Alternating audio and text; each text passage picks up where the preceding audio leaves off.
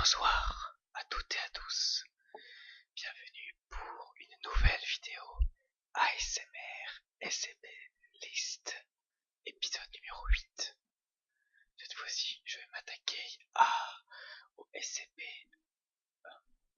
de 0,81 à 0,90.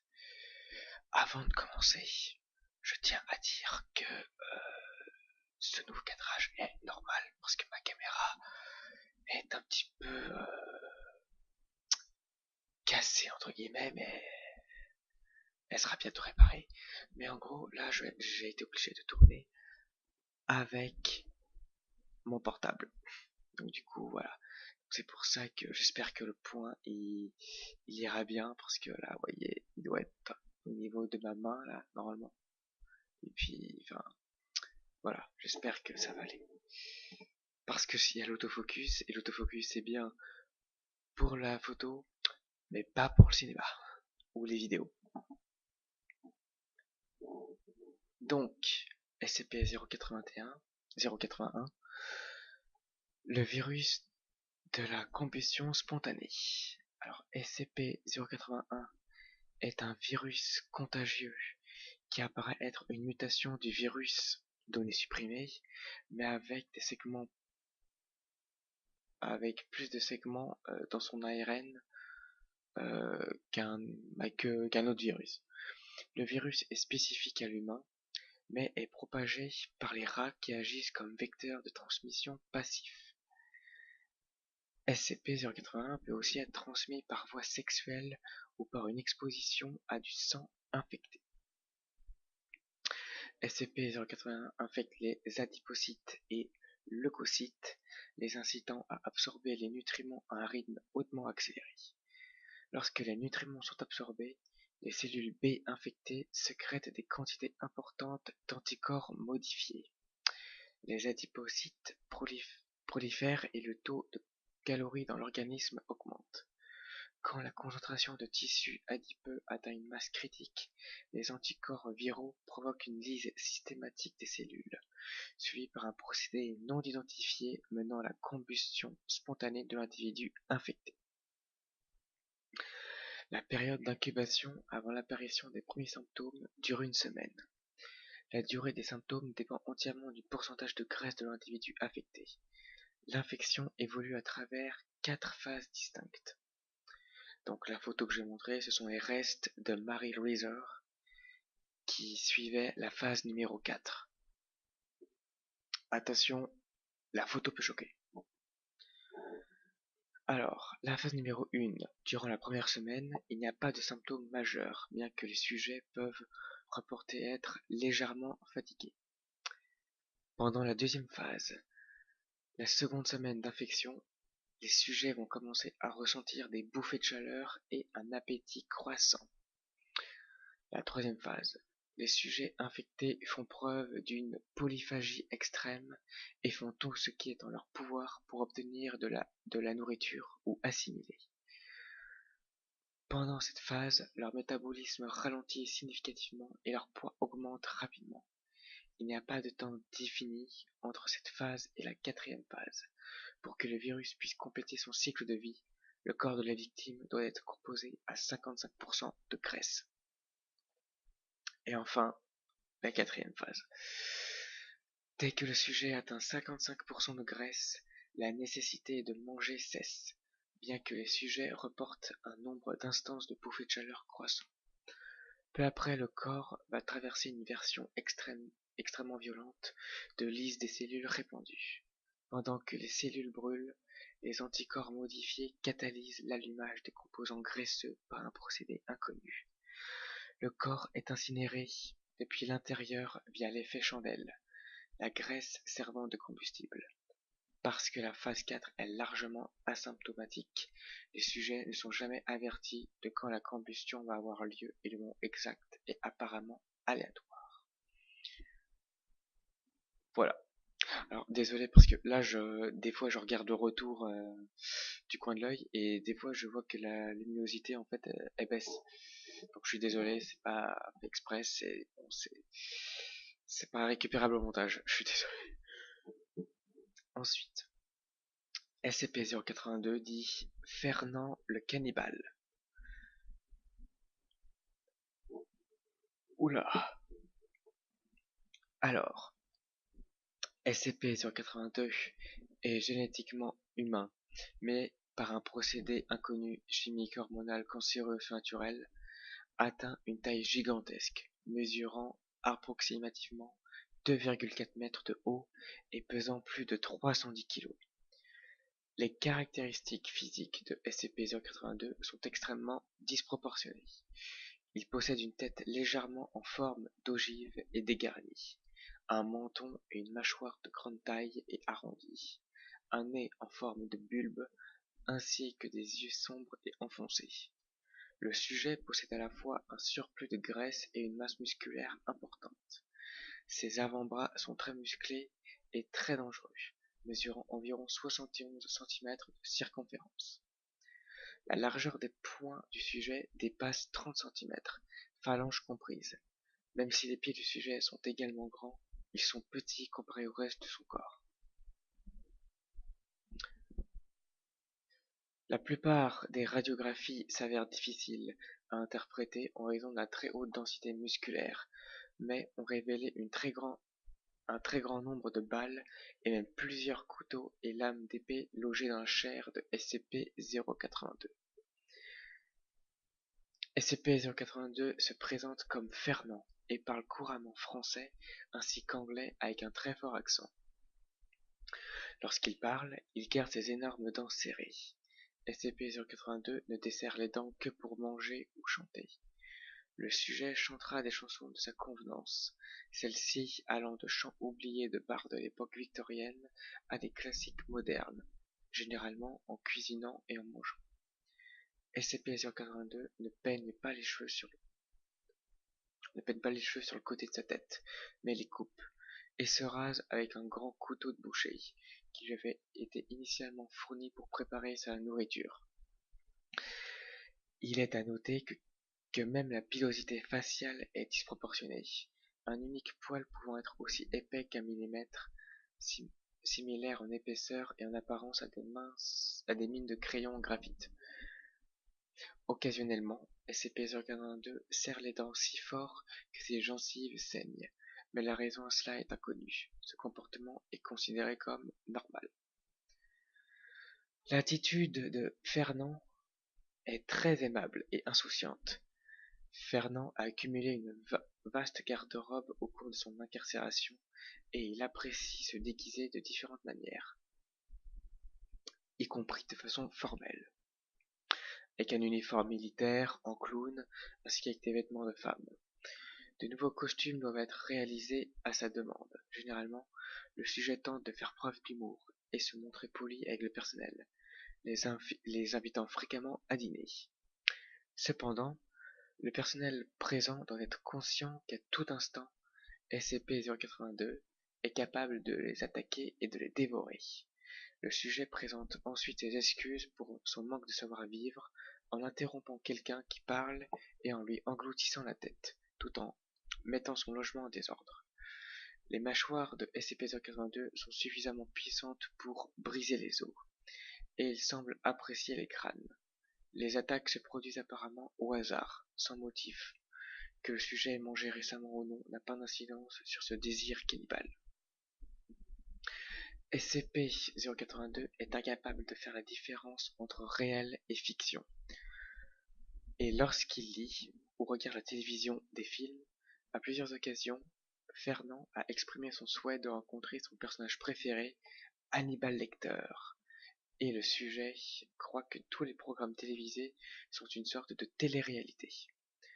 Bien que le sujet ait montré une intelligence supérieure à la moyenne, par le biais de sa mémoire et de ses capacités à résoudre des énigmes, les concepts de parodie, de satire et de fiction sont au-delà de sa compréhension. SCP-082 comprend apparemment le concept du mensonge et est capable de reconnaître un mensonge flagrant. Il ment de façon éhontée quand il est interrogé sur son passé.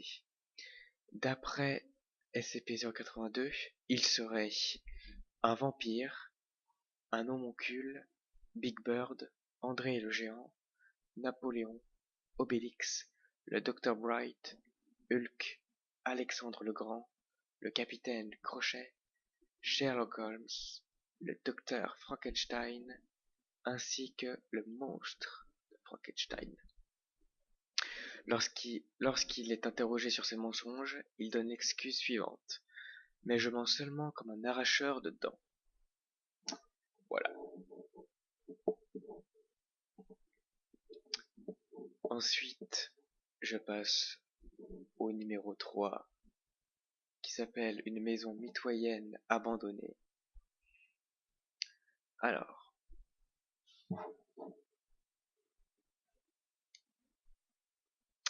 SCP-083 semble être une maison inhabitée de 2 étages dans un état de déclin d'entretien général, avec un intérieur d'environ 366 mètres carrés.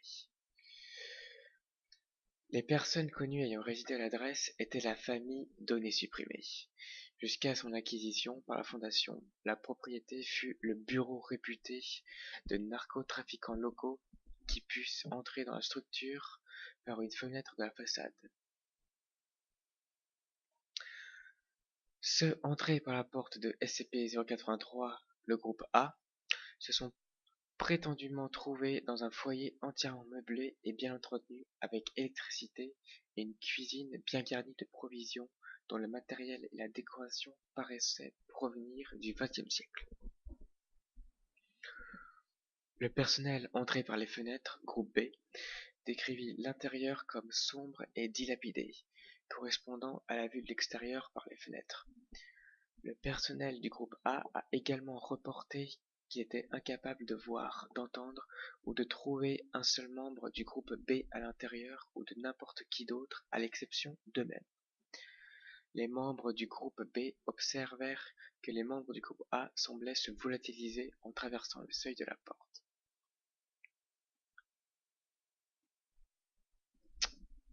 Les deux groupes présents dans la propriété n'ont pas seulement décrit des conditions de salubrité très différentes, mais leur description ne correspondait même pas au même plan architectural.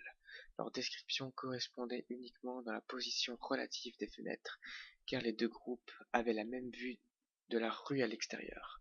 Le personnel à l'extérieur de la maison, cependant, reportait ne voir que les membres du groupe B.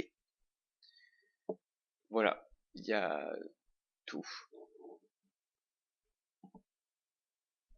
Donc en fait, c'est une maison avec, on va dire, plusieurs réalités entre guillemets. Ensuite, la tour statique. SCP-084 semble être une grande tour radio située au centre d'un immense champ ouvert avec deux petites dépendances. Il est impossible d'observer directement ou de prendre des échantillons de SCP-084 à cause des effets émanant autour de celui-ci. SCP-084 semble émettre une forme d'onde radio semblant affecter l'espace-temps, la réalité dans son champ d'action. L'effet le plus marqué est l'altération de l'espace local dans la zone active de SCP-084. Vue de l'extérieur, la zone active forme un dôme irrégulier de 200 mètres de diamètre. SCP-084 est impossible à atteindre à cause des effets des émissions. Les tentatives d'approche dans la zone active ont rapporté que SCP-084 maintient sa position relative à l'horizon, même après 3 mois et 12 jours de déplacement en véhicule et à pied. Les tests de suppression se sont avérés impossibles. Aucun moyen de destruction n'était capable d'atteindre physiquement SCP-084. Donc là, je mettrai deux photos. Donc la première, c'est une image qui a été récupérée d'une vidéo de reconnaissance. Et après, il n'y a pas d'image plus près. Et il y a aussi une image qui a été enregistrée par l'équipe de reconnaissance B, qui a pris en photo le couloir blanc avec un sol carrelé. Parce qu'en fait, la tour radio, elle affecte une sorte de ville. Et en fait, là, où je dis le couloir blanc, c'est dans un bâtiment qui est dans cette ville-là. Et donc, du coup, voilà, ça affecte la réalité. Voilà, entre guillemets. Ensuite, 085, Cassie, dessiné à la main. Alors, SCP-085 est le résultat d'une expérience menée entre SCP-067 et SCP-914. Alors, si vous voulez, je vais juste vous dire à peu près, grosso modo, qui est SCP-914. Alors, en fait, SCP-914 est un immense mécanisme d'horlogerie pesant plusieurs tonnes et couvrant une surface de 18 mètres carrés. Voilà. Et voilà, c'est un énorme mécanisme. J'expliquerai une autre fois. À l'aide de SCP-067, le sujet d'expérience dessina une silhouette féminine d'environ 15 cm de haut et 3,8 cm de large, dans une robe estivale et aux cheveux longs attachés en queue de cheval, avec le nom Cassandra écrit en dessous. L'un des docteurs de la Fondation proposa d'utiliser SCP-914 avec différents réglages sur des images créées par SCP-067. Lorsqu'il utilisa le réglage fin, le dessin de Cassandra fut transformé en son état actuel. Oui, alors en fait oui. Non, parce que en fait SCP-914 c'est un peu comme une machine une imprimante 3D. C'est-à-dire qu'on met un dessin, on dessine quelque chose, par exemple je dis n'importe quoi, un crocodile, on le met dans 914 et après vu que c'est des mécanismes, on le calibre sur fin et en fait le dessin va prendre vie. En fait il va sortir après un crocodile, entre guillemets. Voilà, c'est ça. Donc, alors, le dessin de Cassandra fut transformé en son état actuel, une jeune femme consciente, animée en traits de crayon fin, en noir et blanc. Les tentatives visant à reproduire ce résultat se sont soldées par un échec. SCP-085 préfère être appelée Cassie. Elle est intelligente et consciente de son existence en 2D et de ses limites dans un monde tridimensionnel. Malgré le fait que sa voix soit inaudible, elle a appris à communiquer avec le personnel de la Fondation grâce au langage des signes et à l'écriture. Il est possible de communiquer avec SCP-085 en écrivant sur le papier sur lequel elle se trouve. Le personnel la décrit comme aimable et motivée, mais esselée. SCP-085 peut interagir sur n'importe quel objet dessiné sur la même page qu'elle, comme s'il était réel. Par exemple, elle peut porter des vêtements dessinés, conduire des voitures esquissées et boire des breuvages peints. À l'exception des humains et des animaux, tout objet dessiné entrant en contact avec SCP-085 s'anime, mais cesse immédiatement de bouger dès que le contact est rompu. Actuellement, SCP-085 ne peut exister que sur du papier ou de la toile. SCP-085 ne peut pas se transférer sur des photos, du carton, du verre ou du parchemin. Lorsqu'elle entre dans une autre œuvre d'art, SCP-085 adopte le style graphique de son nouvel environnement, comic book, peinture à l'huile, dessin au fusain. Note: dans un comic book, sa voix est visible grâce aux bulles de dialogue autour de sa tête, et lors de ses déplacements de case à case, la perspective et sa taille sont modifiées de façon appropriée. Comme dans un comic book normal, quoi.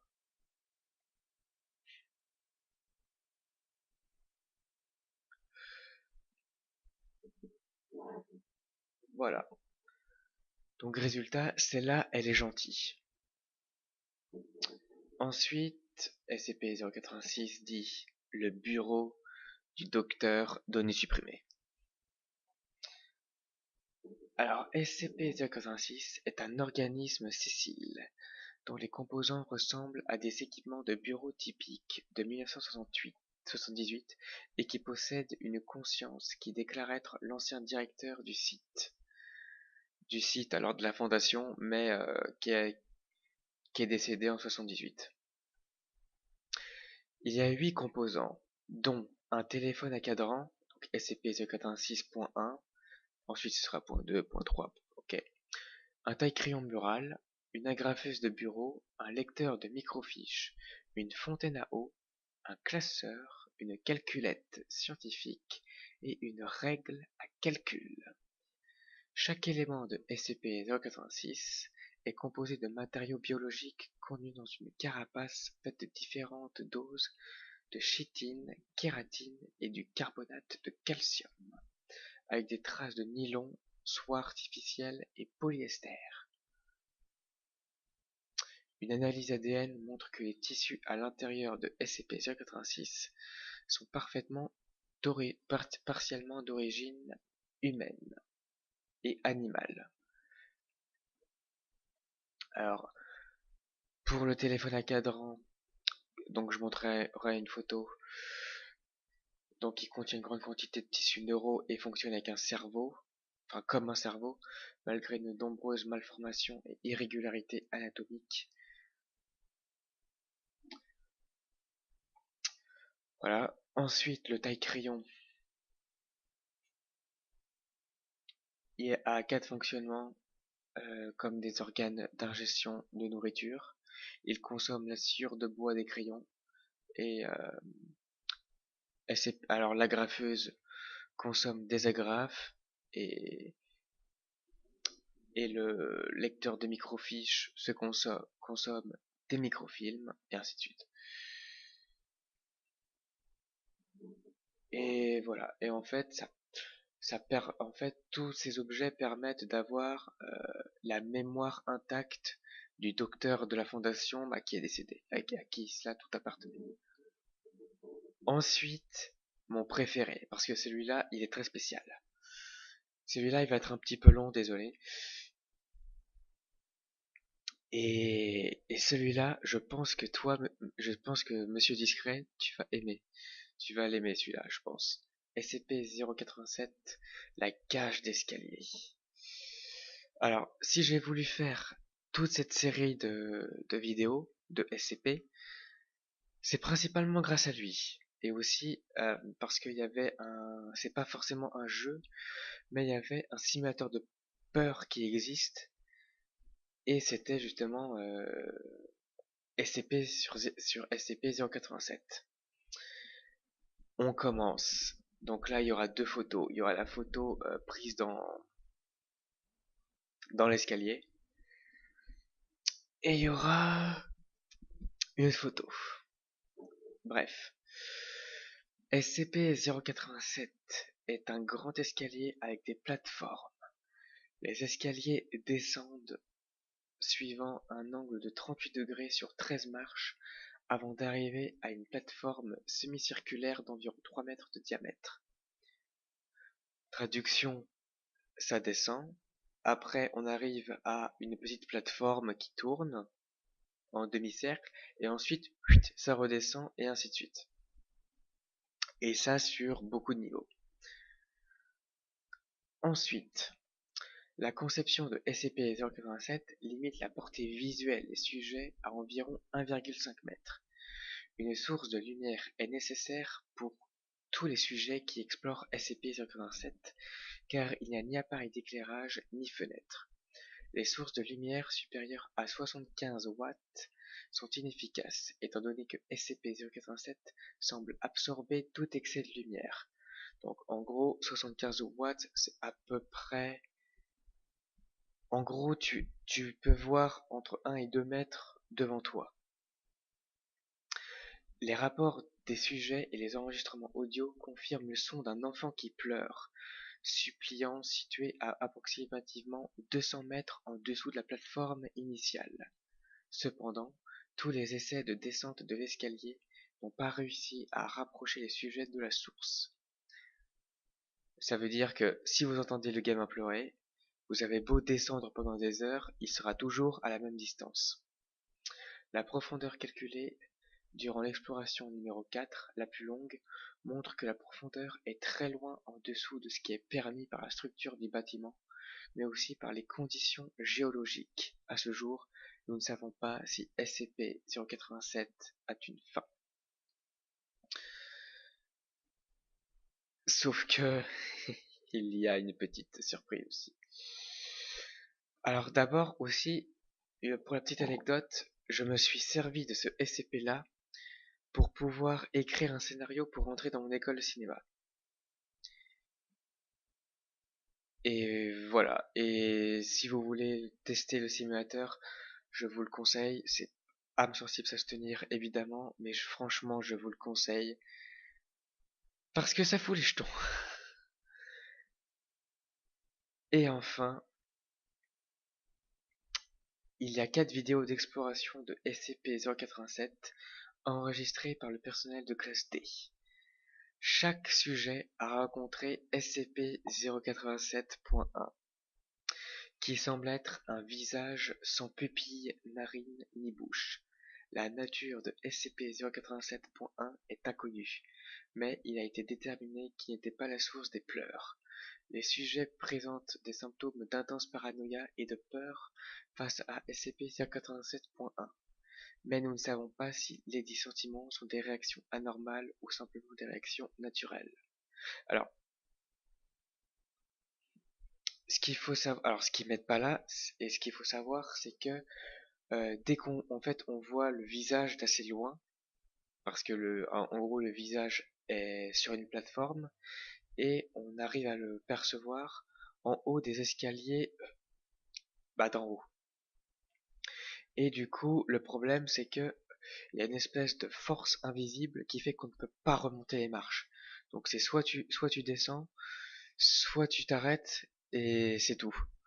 Et en fait, si tu veux sortir, il faut que tu continues à descendre et il faut que tu passes à côté de SCP-087.1, sachant que si tu passes trop près de lui, donc c'est-à-dire que si le vaisseau de lumière le touche, on va s'apercevoir que sa silhouette est très disproportionnée. En gros, sa tête, elle est énorme par rapport au reste de son corps, un petit peu à la Slenderman.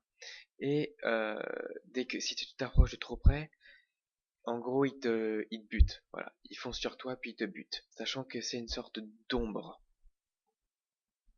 Voilà. Et voilà, c'était CP-087, mon préféré. Ensuite, le roi lézard. Alors, SCP-088 est un humanoïde doté de traits reptiliens qui semble avoir été momifié dans une position paresseuse. Cependant, SCP-088 est simplement dans un état d'hibernation duquel il pourrait se rétablir s'il était de nouveau exposé à un environnement plus hospitalier que son confinement actuel. Des recherches ont démontré que SCP-088 est vieux d'environ 6000 ans et qu'il est capable de sécréter de sa bouche et de ses mains une variété de composés biologiques dangereux. Certaines de ces substances pourraient être d'une grande valeur stratégique si elles étaient reproduites, mais jusqu'à ce qu'un moyen de les extraire de SCP-088 sans le réveiller soit trouvé, les recherches dans ce domaine sont suspendues. SCP-088 fut retrouvé avec les restes momifiés de 23 créatures partageant une morphologie similaire. Cependant, aucune de ces créatures n'était vivante et un examen suggère qu'elles furent humaines à l'origine. Voilà. Ensuite, 089, Tophet. Alors, SCP-089 est une statue de faïence vitrifiée mesurant approximativement 3 mètres de haut et représentant un humanoïde ailé à tête de taureau ayant la bouche ouverte. La face avant du torse de la statue est articulée et peut être ouverte par le haut pour révéler une cavité d'environ 0,6 mètres cubes. Elle peut être fermée de l'extérieur. L'arrière de la statue porte une inscription dans une langue cananéenne, peut-être du punique. L'origine de la statue remonte approximativement au IIe siècle avant notre ère. La statue prend la parole de manière irrégulière. Certaines annonces sont espacées de plus d'un siècle. Le mécanisme utilisé pour émettre ces sons n'est pas connu. Et la bouche ne bouge pas. Les paroles de la statue sont en langue cananéenne, probablement le même dialecte que celui des inscriptions, et énonce le nom ou une description de SCP-089.A, le désir de voir s'accomplir le protocole M8 ainsi que les instructions pour le mener à bien, et une description métaphorique de l'événement de type S lié. Chaque annonce est suivie dans une période de 3 à 11 jours du déclenchement d'un événement de type S correspondant à la description donnée, à moins que le protocole M8 n'ait déjà été réalisé. Chaque événement de type S relève de l'épidémie, de la catastrophe naturelle, de l'hystérie collective aboutissant à un génocide ou un massacre, ou tout autre incident entraînant de lourds dégâts ainsi que de nombreuses pertes humaines, et perdurera jusqu'à la réalisation du protocole M8. Dans chaque cas répertorié, l'événement de type S associé s'est limité à une zone géographique telle qu'il n'a pas affecté directement SCP-089-B. Dans certains cas répertoriés, cela a conduit à un événement de type S de longue durée. À chaque annonce, SCP-089-A s'est avéré être un bébé ou un enfant en parfaite santé âgé de 8 mois à 6 ans, et SCP-089-B était la mère biologique de cet enfant.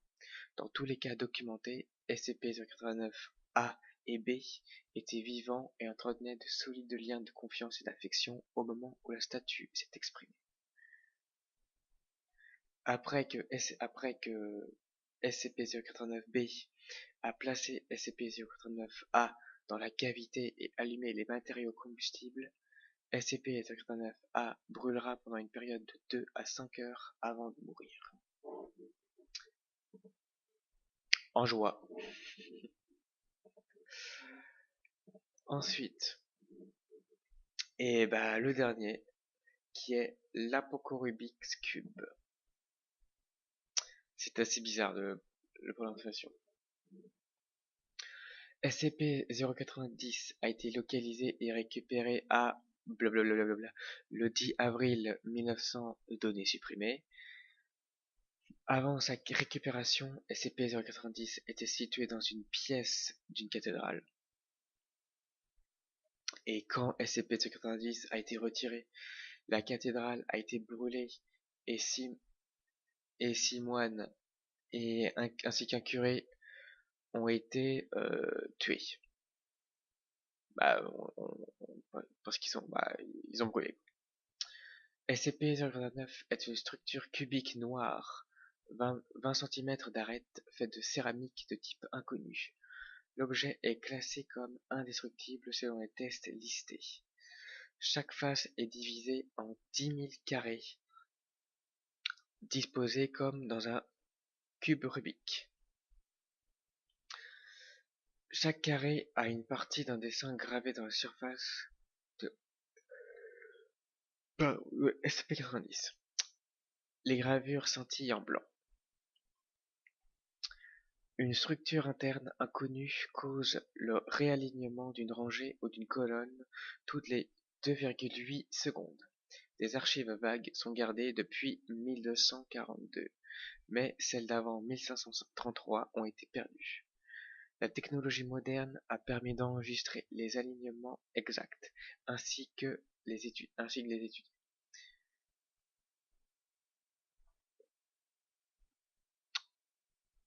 Et voilà. Et donc après, ça n'a pas été terminé.